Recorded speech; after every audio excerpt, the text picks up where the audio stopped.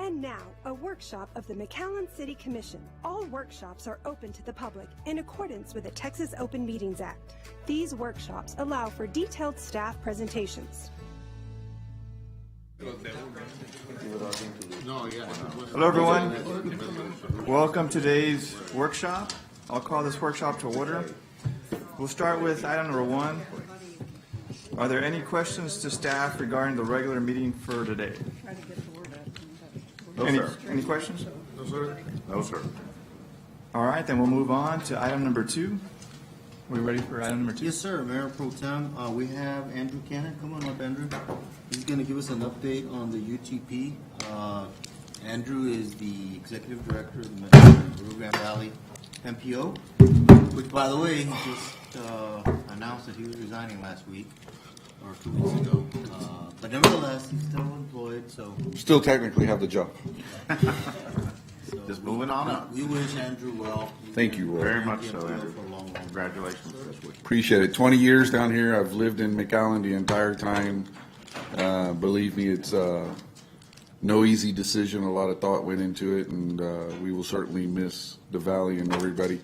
Actually, I'm still going to get to work with most everybody I work with. I'll be moving up to TxDOT as Director of International Trade up there, freight and corridor planning, working directly with Caroline May, so I'll still stay in the loop, except for you, Pepe. Yeah, that's what I figured. No, you and I got nothing but love, brother. So thank you for letting me be here this afternoon. I wanted to come because there was some exciting, we've made the rounds and this is my last one, and thank you for being flexible. I know I was supposed to be here before and I got really ill, so I apologize. TxDOT passed the largest unified transportation program in its history. We're pretty excited about that. It was $142 billion, an incredible amount of money that got taken care of and approved, and that's over a 10-year time span. TxDOT will tell you that the UTP is not a budget, it's a plan, but, for transparency side, we on the MPO treat it as a budget for funds that are expected over the next decade and that horizon. A little bit about the MPO. We serve 3,226 square miles, about 1.8 million people, all of Hidalgo, Cameron, and a portion of Starr County. So it's since the merger has definitely grown, reached out more, become a more effective tool. So out of the $142 billion, just to give you a high altitude snapshot, one thing I would like to back up and say is that 54% of that $142 billion was actually, it's all state funds, which is what's a remarkable thing as well. Those are things that came through Prop 1 and Prop 7, which were constitutional amendments a couple of years ago that the voters overwhelmingly approved, where the rainy day funds that the state of Texas maintains, a portion of that gets shifted over to transportation, and then they started shifting over sales tax dollars for like vehicle rentals, vehicle sales. A portion of that shifted over to transportation has really built the coffers. So there's some real opportunities. And one of the things I'm most excited about is that for the highest ever, TxDOT has a budget of about $7.5 billion in preventive maintenance that they're doing. Definitely not enough to take care of everything, way more than we've ever had before statewide to be able to start looking at preventive maintenance, because that's a lot cheaper than building new roads, as you're all aware. Some high altitude snapshots. So out of that funding for us, Category 2 or TxDOT's apportionment of money, if you will, to the region, $556 million, right at $500 million. One of the big ones for us is the I-69 connector, which connects I-69 C and E somewhere in the Monte Cristo area to give us another high-speed arterial. And that's part of that's one of 3 portions on a leg that we look at it, because then in the Harlingen-San Benito area, you'll have the outer loop, and then hopefully that will connect to the second causeway, so that will provide a direct second connector to go out to SPI once all those projects are completed and move forward. So that's great for the Hidalgo County area, McAllen, Edinburgh, Elsa, Ed Couch, and of course over in the Harlingen.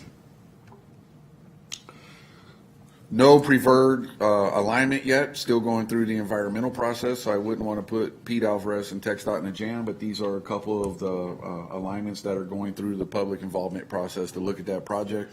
Hopefully that will pick up and come online before too long, because I think it's also a great safety tool for us as we talk about, we didn't need it this year, knock on wood, but as we talk about evacuations, and of course for freight movement, it's another great corridor for us to have in the RGV for that. Category 7, which are federal funds that are directly allocated to the MPO, that the elected officials at the policy board make the decision on the projects, the programming of those funds, $329 million. Pretty good increase for us. Not as much over the last year, but compared to the year previous to that, it was a significant increase. So we're really thankful for that. The blue lines represent several of the projects that we have in the region. Of course, Nolana Loop here in the McAllen area, heading out east, excuse me. It's not even really McAllen area anymore. Once we get out there, it's past 281 and I-69C.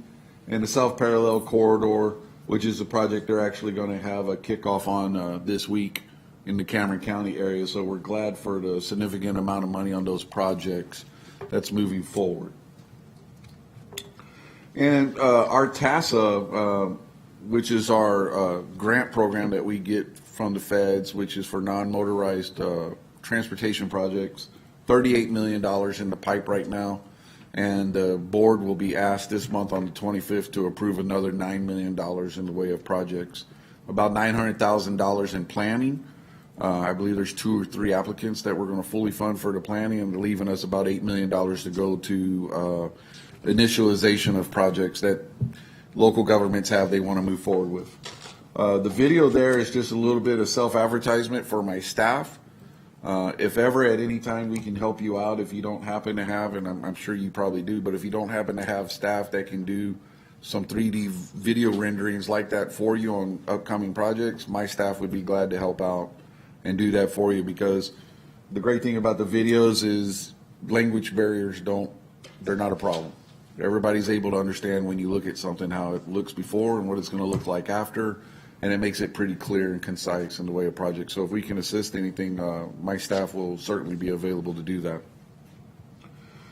And then a little bit on the CRP, the carbon reduction program, which is a direct allocation that came down through the latest transportation bill as well. $11 million that we have for a parking lot over near the FAR Bridge in the staging area. That was an easy sell for carbon reduction programs to be able to have that project to move forward with it. $1.9 million for signal improvements. There's a little bit of money there for McAllen, but you went under such an intensive update yourself on your intersections that you were able to address almost all of those.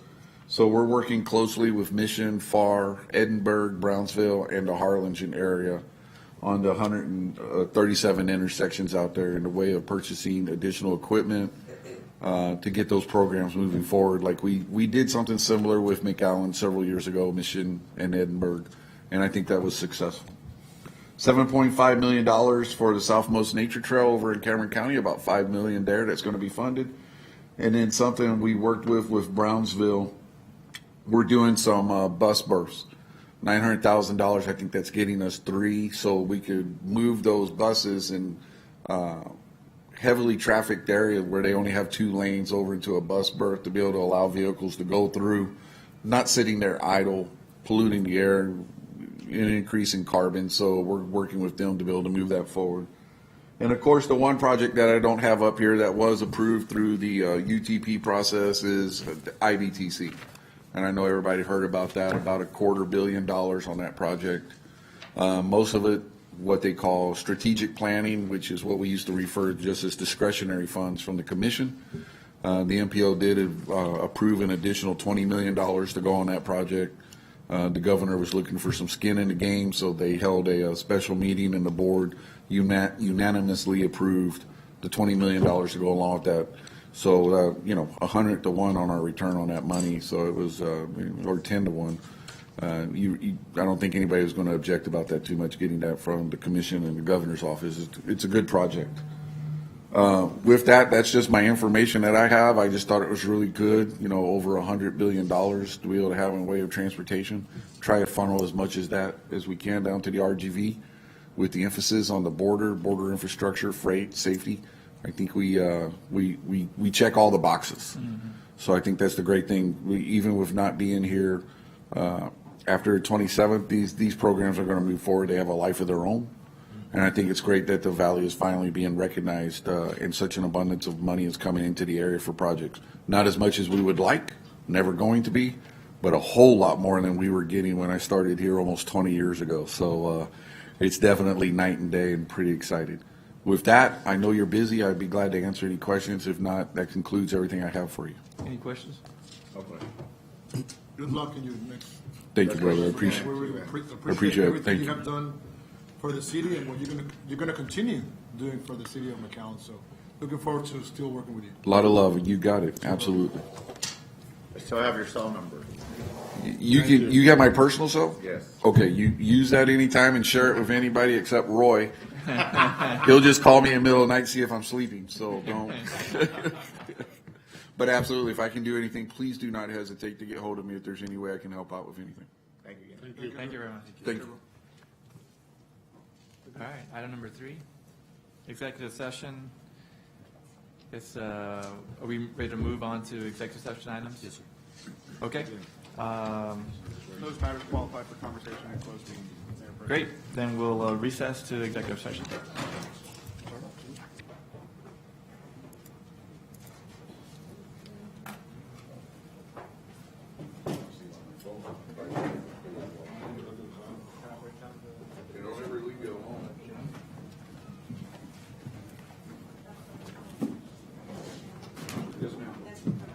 Yes, ma'am. I've spoken with you several times. Yes, ma'am. Well, thank you. I'll call Jeremy, you call Keith.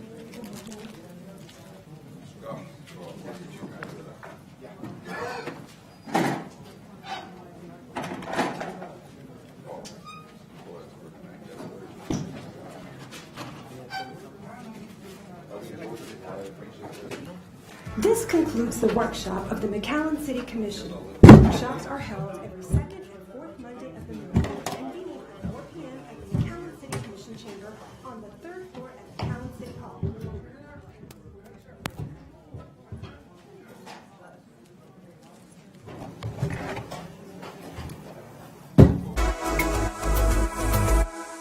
Hi, I'm Joaquin J.J. Zamora, your McAllen District 2 Commissioner. A momentous year of growth has made possible a momentous investment in McAllen's future. When McAllen raised record revenue from our retail partners in 2022, we